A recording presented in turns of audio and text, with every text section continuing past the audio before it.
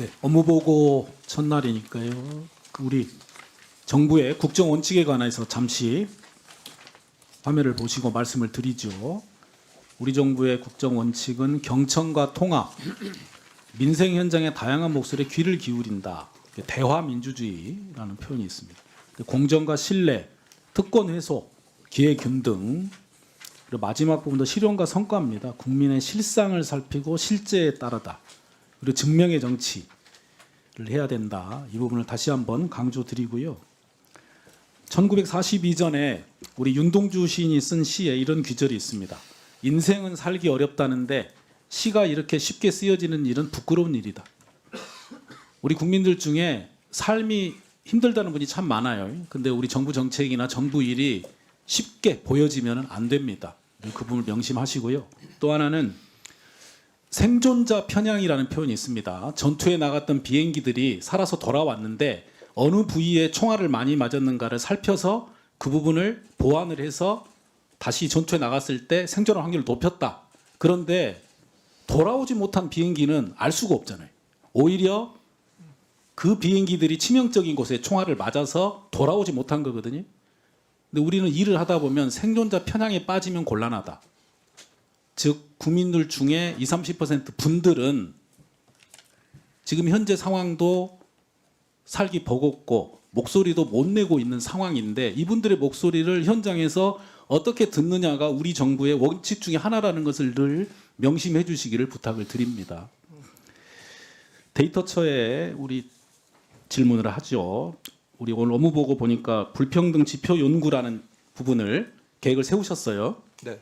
제가 여러 번 말씀드렸습니다만은 저는 우리 정부 하에서 그리고 우리 시대가 불평등을 어떻게 해소하는가가 우리의 지속 가능성이 어디까지인지 근거가 된다고 생각합니다. 그런데 우리 개인의 삶도 그런 표현이 있잖아요.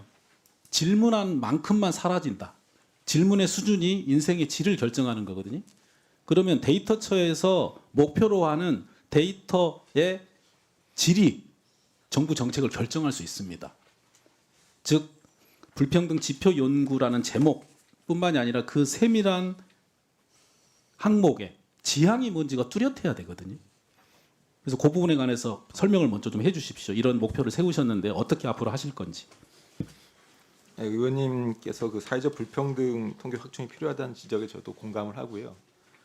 일단은 지난 그 자산이나 교육 등 다차원 불평등 지표를 지금은 소득까지만 하고 있는데 그런 다차원의 불평등 지표를 다양하게 제공해서 검토할 필요가 있다고 저희 생각을 하고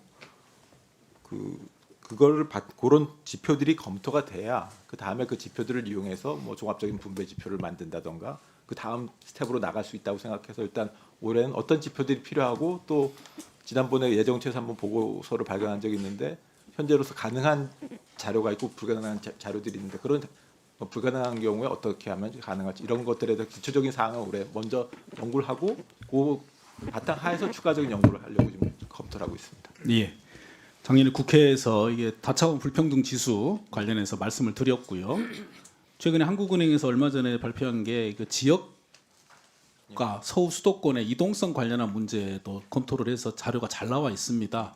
결국은 이 통계를 만드는 것을 통해서 이루고자 하는 게 무엇인지가 명확하게 먼저 드러나야 되고 국민들께서 그걸 인식을 하셔야 됩니다. 아, 우리 정부가 이렇게까지 목표를 세우고 일을 하는구나 믿음을 주셔야 된다는 말씀을 드리고요. 다음에 보면 그 유럽의 상황을 한 번 더 얘기를 드리겠습니다. 유럽 건강 데이터 공간이란 곳에서 유럽은 이제 국경을 건너 다니는 사람들이 많은데 이제 그 과정에서 건강에 관련한 의료적인 부분에 관해서 정보가 바로바로 확인이 돼야만이 위급 상황에 대응이 되니까 이걸 전체적으로 개인정보를 이용할 수 있는 부분에 관해서 논의를 해서 시작을 했거든요. 그걸 하려면 뭐 우리나라 같으면 뭐 개인정보 보호법이나 여러 가지 법률의 부딪힘이나 이런 부분들을 해결을 했을 것 같아요. 그래서 우리도 이런 일들에 관해서 준비를 해야 되는데 그러려면 데이터처 단독으로 하실 수 있는 것도 있지만 개인정보보호위원회라든지 다른 국가기관과 원만한 협의를 해야 되고 또 그러기 위해서는 법률도 필요할 수도 있는데 이 부분에 관해서 어떤 계획이 있는지 말씀을 좀 듣고 싶습니다. 하나의 하나의 업무 과제라고 생각하기보다는 큰 업무의 영역으로 저희가 받아들이고 있고요. 이거를 뭐 다른 부처들하고 특히 이제 좀 개인 정보가 있는 그런 자료들을 활용할 수 있도록 저희가 국가데이터 기본법 지금 제정 중에 있으니까 기본법에 반영해서 추진해 나가도록 하겠습니다. 네, 수고하셨습니다. 다음은 더불어민주당 김영진 의원님 질의해 주시기 바랍니다.